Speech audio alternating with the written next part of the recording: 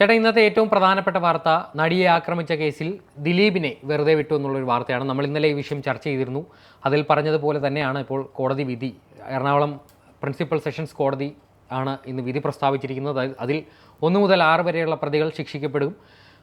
6 മുതൽ പിന്നീടുള്ള പ്രതികൾ, അതായത് ദിലീപ് ഉൾപ്പെടുന്ന കുറച്ച് പ്രതികളെ വെറുതെ വിട്ടുകൊണ്ടാണ് ഇപ്പോൾ കോടതി വിധി വന്നിരിക്കുന്നത്. എന്തൊക്കെയാണ്?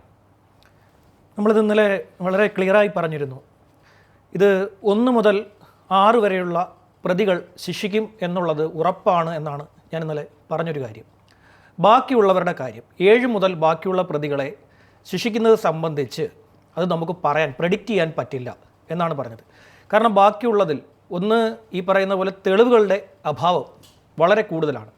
ഇവർ പറയുന്ന പല ഡിവൈസുകളുണ്ട്. അതായത് ഈ പറയുന്ന ഞാൻ പ്രധാനമായും ചൂണ്ടിക്കാണിച്ച ഒരു കാര്യമാണ്, ഒരു കുറ്റകൃത്യം നടന്നു എന്ന് പറയുന്നു. ആ കുറ്റകൃത്യം ഡിജിറ്റലിയാണ് നടത്തിയിരിക്കുന്നത്. അതിൻ്റെ മദർ ഡിവൈസ് ഉണ്ടായിരിക്കണം. അത്തരത്തിലൊരു ഡിവൈസ് ഹാജരാക്കാൻ ഇവർ പറയുന്ന പ്രധാന സാക്ഷിയായിട്ടുള്ള ബാലേന്ദ്രകുമാറിനെ കൊണ്ടുപോലും സാധിച്ചിട്ടില്ല. അങ്ങനൊരു ഫോൺ അദ്ദേഹത്തിൻ്റെ കയ്യിലില്ല. അത് റെക്കോർഡ് ചെയ്ത ഫോൺ ഇതിനകത്തില്ല. പിന്നെ പറയുന്ന മറ്റ് ഫോണുകൾ, ഈ സാധനമൊന്നും ഇവരുടെ പക്കലില്ല.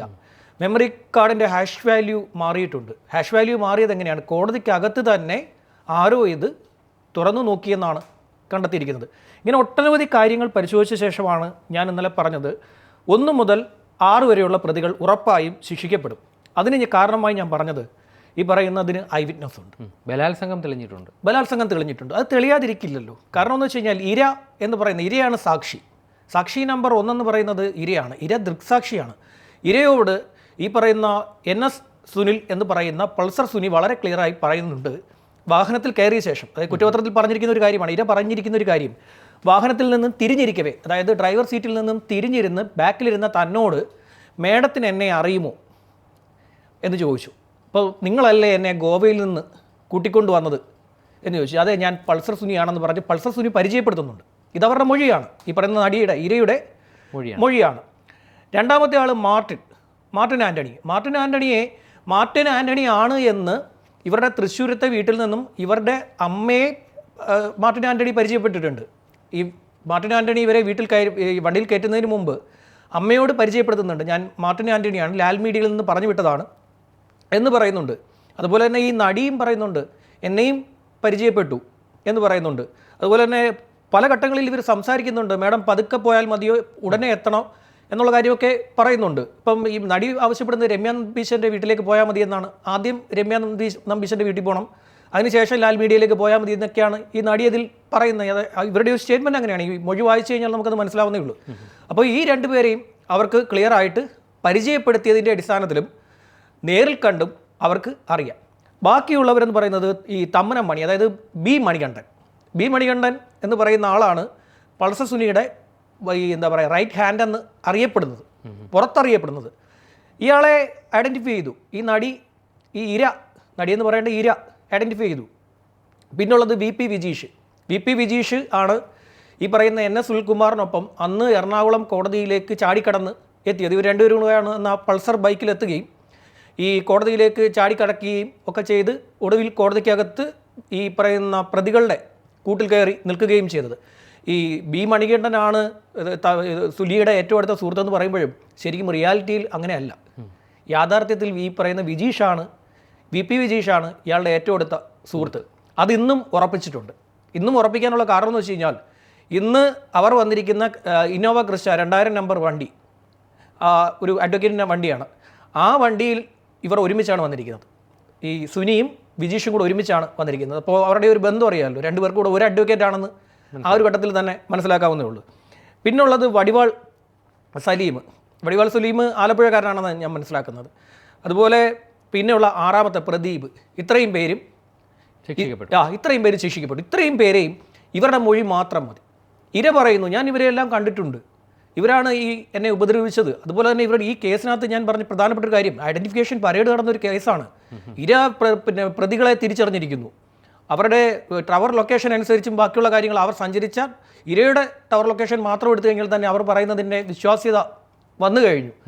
ബാക്കിയുള്ള ഈ പറയുന്ന പോലെ മെഡിക്കൽ റിപ്പോർട്ട് അടക്കമുള്ള കാര്യങ്ങൾ നോക്കുമ്പോൾ ഇതിൽ ഈ പറയുന്ന പോലെ മറ്റൊരു കാര്യം നടന്നിട്ടില്ല. ഇതിൽ വേറൊരു രീതിയിലാണ് ഇവരെ ഉപദ്രവിച്ചിരിക്കുന്നത്, മറ്റൊരു രീതിയിലാണ് ഇവർ ഈ ഇരയെ ഉപദ്രവിച്ചത്. അതെല്ലാം തന്നെ തെളിയിക്കപ്പെട്ട കാര്യമാണ്. സ്വാഭാവികമായിട്ടും ഈ 6 പേർക്കെതിരെ കൃത്യമായ തെളിവുണ്ട്. ഞാൻ പിന്നീട് തുടങ്ങിയ ഒരു കാര്യമാണ് 7ാമത്തെ പ്രതി ചാർലി തോമസ് ഒളിവിൽ പോകാൻ സഹായിച്ചു. അപ്പോൾ ഞാൻ പറഞ്ഞു ഇതിന് എവിഡൻസ് വളരെ ക്ലിയർ ആയിട്ട് ഉണ്ടായിരിക്കണം. ഒന്നുകിൽ ഈ പ്രതികൾ തന്നെ പറയണം ഞങ്ങളെ ഒളിവിൽ പോകാൻ സഹായിച്ചത് ഇയാളാണ് സഹായിച്ചതെന്ന്. അല്ലെങ്കിൽ ഇവരുടെ ഒളിയിടം ചാർലി തോമസ് ഇവർക്ക് ഒരുക്കി കൊടുത്ത ഒളിയിടം എവിടെയാണ് എന്ന് കണ്ടെത്തി കൊടുക്കണം. അതുമല്ലെങ്കിൽ ഡിജിറ്റൽ എവിഡൻസ് അല്ലെങ്കിൽ ഫോറൻസിക് എവിഡൻസ് എന്തെങ്കിലും ഒരു കാര്യം ഉണ്ടായിരിക്കണം. ഇത്രയും കാര്യങ്ങൾ ഹാജരാക്കാൻ കോയമ്പത്തൂരിൽ പോയെന്നാണ് ഇവർ പറയുന്നത്. ഇത്രയും കാര്യങ്ങൾ ഹാജരാക്കുവാൻ ഇവർക്ക് സാധിച്ചിട്ടില്ല.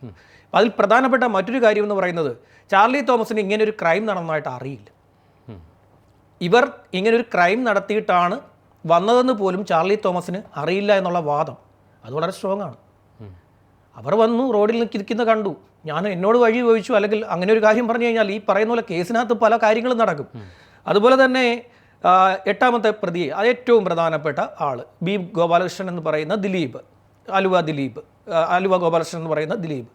അപ്പോൾ അത്തരത്തിലുള്ള അദ്ദേഹത്തിനെതിരെ കഴിഞ്ഞ 6 വർഷം വിചാരണ നടക്കുകയുണ്ടായി. ഈ വിചാരണയിൽ പറഞ്ഞിരിക്കുന്ന ഏറ്റവും പ്രധാനപ്പെട്ട കാര്യം ദിലീപ് കൊടുത്ത കൊട്ടേഷൻ 1.5 കോടി കൊട്ടേഷൻ കൊടുക്കുന്നു. 1.5 കോടിയുടെ കൊട്ടേഷൻ, അതായത് ഈ ക്രൈം നടത്താൻ പിടിക്കപ്പെട്ടാൽ 1.5 കോടി കൂടി വീണ്ടും കൊടുക്കും, മൊത്തം 3 കോടി രൂപ. ഇങ്ങനെയാണ് ഈ കൊട്ടേഷൻ എന്നാണ് ഈ കുറ്റപത്രത്തിൽ പറഞ്ഞിരിക്കുന്ന കാര്യം. 2013 ഇത് ആരംഭിച്ചിരിക്കുന്നതെന്നും പറയുന്നുണ്ട്. ഇതിലൊരു കാര്യമെന്ന് വെച്ച് കഴിഞ്ഞാൽ സൗണ്ട് തോമ എന്ന് പറയുന്ന സിനിമയുടെ ലൊക്കേഷനിൽ ഇവർ ഒരുമിച്ചുണ്ടായിരുന്നു എന്നുള്ളതാണ് ഒരു കാര്യമായി പറഞ്ഞിരിക്കുന്നത്. ഈ സൗണ്ട് തോമയുടെ ഷൂട്ടിംഗ് നടക്കുമ്പോൾ ആലോചിക്കണം, അന്ന് പൾസർ സുനി ആ ലൊക്കേഷനിൽ ഉണ്ട് എന്നുള്ളത് ആർക്ക് വേണമെങ്കിലും സമ്മതിക്കാം. കാരണം എന്ന് വെച്ച് കഴിഞ്ഞാൽ അതിലെ ഒരു ക്യാരക്ടറായിട്ട് അഭിനയിച്ചിരിക്കുന്നത് മുകേഷാണ്. മുകേഷിൻ്റെ ഡ്രൈവറാണ് അന്ന് സുനി. സ്വാഭാവികമായിട്ടും ആ ലൊക്കേഷനിൽ സുനിയുണ്ട്. മുകേഷ് എന്ന് പറയുന്ന ഈ കേസിലെ സാക്ഷി ഇത് അഡ്മിറ്റ് ചെയ്തിട്ടുണ്ട്. ആ കുറ്റമല്ല, ആ കാര്യം അംഗീകരിച്ചു കൊടുത്തിട്ടുണ്ട്. പൾസർ സുനി തൻ്റെ ഡ്രൈവറായിരുന്നു ആ കാലഘട്ടത്തിൽ. സൗണ്ട് തോമ സിനിമ അഭിനയിക്കുന്ന സമയത്ത് എൻ്റെ ഡ്രൈവറായിരുന്നു ഈ പറയുന്ന സുനി എന്ന് മുകേഷ് പറയുന്നു. പിന്നെ ഇവരെല്ലാവരും ഒരു സിനിമയിൽ അഭിനയിക്കുമ്പോൾ വേറെ എവിടെയെങ്കിലും പോയി നിൽക്കാൻ പറ്റും? സുനി അന്നൊരു ക്രിമിനലാണെങ്കിൽ അതിൻ്റെ ഉത്തരവാദിത്വം ഈ പറയുന്ന മുകേഷിനാണ്. ഒരു ക്രിമിനലിനെ എന്തിന് ലൊക്കേഷനിൽ കൂട്ടിക്കൊണ്ട് വന്നു എന്നുള്ളത് ചോദിക്കേണ്ട കാര്യം അങ്ങനെയല്ലേ.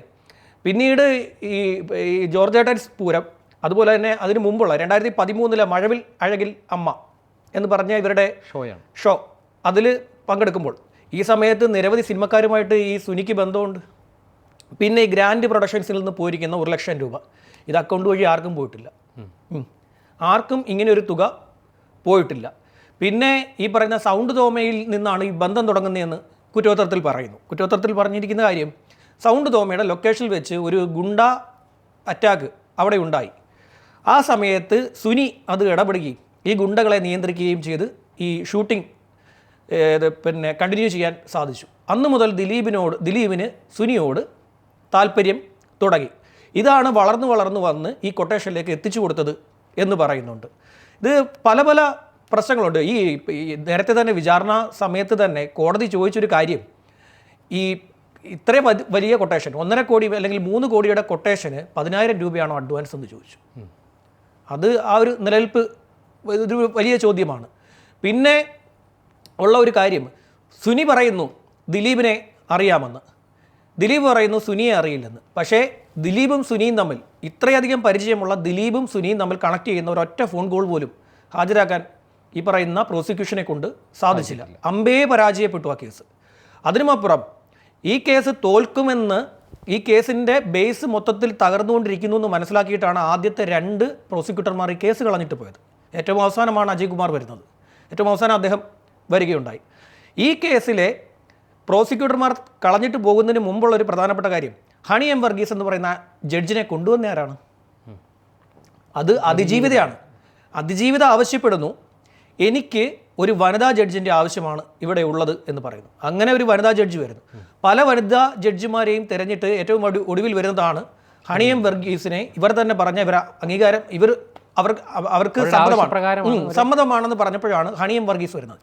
ഈ ഹണി എം വർഗീസിൻ്റെ ചോദ്യങ്ങൾക്ക് മുന്നിൽ, അല്ലെങ്കിൽ പ്രതിഭാഗത്തിൻ്റെ ചോദ്യങ്ങൾക്ക് മുന്നിലും ജഡ്ജിൻ്റെ സംശയങ്ങൾക്ക് മുന്നിലും പ്രോസിക്യൂഷന് പിടിച്ചിരിക്കാൻ പറ്റാതായതോടുകൂടി ബേസ് തകർന്നിരിക്കുന്ന കേസാണെന്ന് മനസ്സിലാക്കിയപ്പോഴാണ് ഒരു അഭിഭാഷകനും അദ്ദേഹത്തിൻ്റെ കരിയർ കളയാൻ നിൽക്കില്ല. ഒരു അഭിഭാഷകനും സ്വന്തം കരിയർ കളഞ്ഞുകൊണ്ട് എന്താ പറയുക, തോക്കുമെന്നുറപ്പുള്ള ഒരു കേസിൽ ഇടപെടാൻ നിൽക്കില്ല. അതുകൊണ്ട് എന്തെന്ന് വെച്ച് കഴിഞ്ഞാൽ അവരെ സംബന്ധിച്ചിടത്തോളം അവർ ആ കേസ് കളഞ്ഞിട്ട് പോകും. ഒന്നിൽ ചില അഭിഭാഷകരുണ്ട് വാർത്താ പ്രാധാന്യമുള്ള കേസായതുകൊണ്ട് അതിൽ അപ്പിയർ ചെയ്താൽ ഉണ്ടാകുന്ന ഒരു പ്രശസ്തി ലക്ഷ്യം വെച്ച് വരുന്നവരുമുണ്ട്. ചിലർക്ക് ഈ പ്രൊഫഷനോട് വലിയ താല്പര്യമുള്ളവരുമുണ്ട്. പ്രൊഫഷനോട് താല്പര്യം എന്ന് വെച്ച് കഴിഞ്ഞാൽ ശരിയായി തന്നെ നിലനിൽക്കണം. തെറ്റായി ബോധ്യപ്പെട്ടാൽ കളഞ്ഞിട്ട് പോകുന്ന, അതായത് തൻ്റെ പിന്നെ എന്താ നിൽക്കുന്ന ആൾ, തൻ്റെ കക്ഷി കുറ്റക്കാരനാണെന്ന് പൂർണ്ണമായും മനസ്സിലാക്കുന്ന ഒരു അഭിഭാഷകൻ താനിത് വേറെ ആർക്കെങ്കിലും കൈമാറാൻ പറയും ഈ കേസ്. കാരണം ആ പ്രൊഫഷനിൽ എത്തിക്സ് ഉണ്ട്. ഒരു പ്രൊഫഷൻ കൂടിയാണല്ലോ അഭിഭാഷ വൃത്തി എന്ന് പറയുന്നത്. ഇവിടെ സംഭവിച്ചിരിക്കുന്നത്, ഇവിടെ ഒരു വലിയ മാധ്യമ വിചാരണ നടക്കുകയായിരുന്നു. എല്ലാവരും ചേർന്ന് എന്താ പറയുക, നേരത്തെ തന്നെ വിധി കൽപ്പിക്കുകയാണ്. ഇവിടെ ഒരു നീതി തെറ്റ് ചെയ്തിട്ടുണ്ട് എന്നൊരു നരേറ്റീവ് സമൂഹത്തിലേക്ക് പകർന്നു കൊടുത്തു. അതെ, അതെന്തോ ഒരു വലിയ കാര്യമാണെന്ന് ഇവർ പറഞ്ഞ് വെച്ചു കൊടുക്കുകയാണ്. ഒരാൾ കുറ്റക്കാരനാണോ അല്ലയോ എന്ന് തീരുമാനിക്കേണ്ടത് ഇവിടുത്തെ നീതിന്യായ വ്യവസ്ഥയാണ്. ഈ നീതിന്യായ വ്യവസ്ഥ തീരുമാനിക്കേണ്ടിടത്ത് എല്ലാവരും ചേർന്ന് ഈ കേസിനെ എടുത്തിട്ട്, അതായത് കോടതിയിലേക്ക് അന്വേഷണ സംഘം തെളിവിന് കൊണ്ടുവരുന്നതിന് മുമ്പ് തന്നെ പല തെളിവുകൾ വരികയാണ്. പല തെളിവുകൾ വരുന്നു. ഇപ്പോൾ ബാലേന്ദ്രകുമാർ, അദ്ദേഹം മരണപ്പെട്ടു പോയി, അദ്ദേഹത്തെ കുറ്റം പറയല്ല, അദ്ദേഹത്തിൻ്റെ ഈ കേസിലെ ഒരു കാരണമെന്ന് പറയുന്നത് അദ്ദേഹത്തോട് ഒരു സിനിമ ചെയ്യാമെന്ന് ഇദ്ദേഹം സമ്മതിച്ചിരുന്നു. ഈ സിനിമ സംബന്ധിച്ചിരിക്കെ ഇദ്ദേഹം പിന്നീട് പിന്മാറി. ഇദ്ദേഹം മറ്റൊരു സിനിമയ്ക്ക് കൈ കൊടുത്തു. ഇതാണ് ഈ പ്രശ്നത്തിൻ്റെ, ഇവർ തമ്മിലുള്ള പ്രശ്നത്തിൻ്റെ മൂലകാരണം. മോട്ടീവ്, അദ്ദേഹത്തിൻ്റെ മോട്ടീവ് ഇതാണ്. അങ്ങനെയാണ് അദ്ദേഹം ഇത് റെക്കോർഡ് ചെയ്ത് വെച്ചിരിക്കുന്ന ഈ കാര്യങ്ങളെല്ലാം തന്നെ പിന്നീട് കൊണ്ടുവന്ന് കൊടുക്കുന്നത്. അപ്പോൾ അവർ തമ്മിൽ അടുത്ത് സംസാരിക്കുന്ന സമയത്താണ് സ്വന്തം വീട്ടിലിരുത്തി സംസാരിക്കുകയാണല്ലോ. ആ സമയത്ത് റെക്കോർഡ് ചെയ്യണമെങ്കിൽ അത് ആലോചിക്കേണ്ട കാര്യമാണ്. അതിൽ പറയുന്നൊരു കാര്യം, ദിലീപ് സംസാരിക്കുന്ന ആ ഓഡിയോ അത് വ്യക്തമല്ല, അവ്യക്തമായിട്ടുള്ള സാധനമാണെങ്കിലും അത് പിന്നീട് വളരെ ക്ലിയറായിട്ട് തപ്പി നോക്കിക്കഴിഞ്ഞാൽ അതിൽ പറയുന്നൊരു കാര്യം, എന്നെ അവർ തല്ലിയെന്നാണ്. എന്നെ അവർ അനാവശ്യമായി തല്ലി, എനിക്ക് അവരോട് ദേഷ്യമുണ്ട്, ഇങ്ങനെയൊക്കെയുള്ള കാര്യങ്ങളാണ് പറയുന്നത്. ഈ സാധനം വെച്ചിട്ടാണ് ബാലേന്ദ്രകുമാറിനെ സാക്ഷിയാക്കിക്കൊണ്ട് വധശ്രമ കേസ് കൊണ്ടുവന്ന് വെച്ചു കൊടുത്തത്. അപ്പോൾ 3 ദിവസം ഇദ്ദേഹത്തെ വിളിച്ചു വരുത്തി ചോദ്യം ചെയ്തു.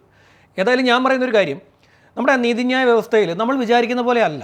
കോടതി എല്ലാം ഇഴകീറി പരിശോധിച്ചാണ് ഒരു കാര്യത്തിൽ വിധി പ്രസ്താവിക്കുന്നത്. അതിലെന്താണ് ശരി എന്താണ് തെറ്റെന്ന് ഒരു കോടതിക്കറിയാം. നമ്മൾ ഈ നിയമവ്യവസ്ഥയെ വെല്ലുവിളിച്ചുകൊണ്ട് ഇതല്ല ഇപ്പോൾ വന്നിരിക്കുന്ന അല്ല നീതി, അല്ലെ കോടതി അനീതി നടപ്പാക്കിയിരിക്കുന്നു എന്നൊക്കെ പറഞ്ഞു കഴിഞ്ഞാൽ കോടതി തെളിവും സാക്ഷികളും സാഹചര്യ തെളിവുകളും എല്ലാം വെച്ചുകൊണ്ടാണ് ഒരു കേസിൽ വിധി പറയുകയുള്ളൂ. അതിനെ നമ്മൾ അഡ്മിറ്റ് ചെയ്തില്ല എന്നുണ്ടെങ്കിൽ ഈ രാജ്യത്തെ നിയമവ്യവസ്ഥ തകർന്നു പോകും. ഇപ്പോഴും പലരും ഇത് അഡ്മിറ്റ് ചെയ്യാൻ തയ്യാറല്ല. ഇന്നലെയും ഞാൻ പറഞ്ഞു, നമുക്ക് പ്രെഡിക്റ്റ് ചെയ്യാൻ പറ്റില്ല കോടതിയുടെ കാര്യം. ഇപ്പോൾ ഇനി വരാൻ പോകുന്നത് ദിലീപിൻ്റെ കോടികളുണ്ട്, അത് കൊടുത്ത് ഒരു വിധി അട്ടിമറിച്ചു എന്ന് പറയേണ്ടി വരും എന്ന് പറഞ്ഞാൽ ഇവരങ്ങനെ പറയും. ആളുകൾക്ക് എന്തെങ്കിലുമൊക്കെ പറയണ്ടേ, എന്താ ചെയ്യുക? ഏതായാലും ഒരു 6 വർഷത്തെ വിചാരണയാണ് ഇപ്പോൾ നടന്നിരിക്കുന്നത്. പ്രോസിക്യൂഷൻ സ്വാഭാവികമായിട്ടും സർക്കാർ സ്വാഭാവികമായിട്ട് ഹൈക്കോടതിയിലേക്ക് അപ്പീലിന് പോകും. അപ്പീലിലേക്ക് പോവുകയാണെങ്കിൽ അപ്പീൽ കൊണ്ട് കാര്യമുണ്ട് എന്ന് എനിക്ക് തോന്നുന്നില്ല. കാരണം ഏതാണ്ട് 6 വർഷം ഒരാളുടെ കരിയറും ജീവിതവും ഒക്കെ ഒരു വഴിക്കാക്കിയ കേസ് അയാൾ വാദിക്കും. അദ്ദേഹത്തിൻ്റെ വാദം ഇതായിരിക്കും, എൻ്റെ കരിയർ, എൻ്റെ ജീവിതമൊക്കെ ഒരു തടവ് പുള്ളിയെ പോലെ എൻ്റെ ലൈഫിനെ എത്തിച്ചു തന്ന ആ ഒരു അവസ്ഥയിൽ എത്തിച്ചു തന്ന എന്നെ വീണ്ടും അതിലിട്ട് വലിച്ചിഴയ്ക്കാനാണ് ഈ അപ്പീൽ വാദം എന്ന് കോടതിയിൽ വാദിക്കും. സ്വാഭാവികമായിട്ടും ഈ കോടതി ഇതിൻ്റെ മെറിറ്റ് നോക്കും.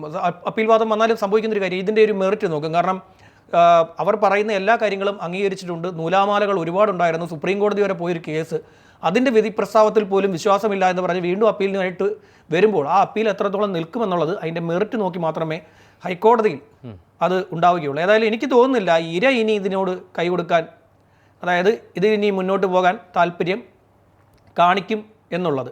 ഇതിലുണ്ടായിരിക്കുന്ന വേറൊരു കാര്യം കൂടിയുണ്ട്. ഇതിൽ ഒരുപാട് പേർക്ക് താല്പര്യമുണ്ടായിരുന്നു. അതായത് ഇദ്ദേഹത്തെ ഈ ലൈംലൈറ്റിൽ നിന്ന് മാറ്റി നിർത്തണം. അതായത് ഇപ്പം ഇങ്ങനെ ഒഴുകിക്കൊണ്ടിരിക്കുന്ന ഒരു പുഴയിൽ നിന്ന് അതിനെ വെട്ടി വേറൊരു വഴിക്ക് വിട്ട് കഴിഞ്ഞാൽ, ഒരു അഴുക്ക് ചാലിലോട്ട് വിട്ട് കഴിഞ്ഞാൽ അത് എന്തായാലും കുടിവെള്ള സ്രോതസ്സിലേക്ക് സ്രോതസ്സ് വെട്ടി തുറന്ന് നമ്മുടെ മറ്റേ ആമഴഞ്ചാൻ തോട്ടിലോട്ട് തുറന്നു വിട്ട് കഴിഞ്ഞാൽ അതിൽ നിന്നാരും വെള്ളം കോരി കുടിക്കില്ലല്ലോ. അപ്പോൾ അങ്ങനെ ഒരു ശ്രമം അവിടെ അദ്ദേഹത്തിന്റെ കരിയർ ഇല്ലാതാക്കാനുള്ള ഒരു ബോധപൂർവമായിട്ടുള്ള ഒരു ശ്രമം നടന്നിരുന്നു.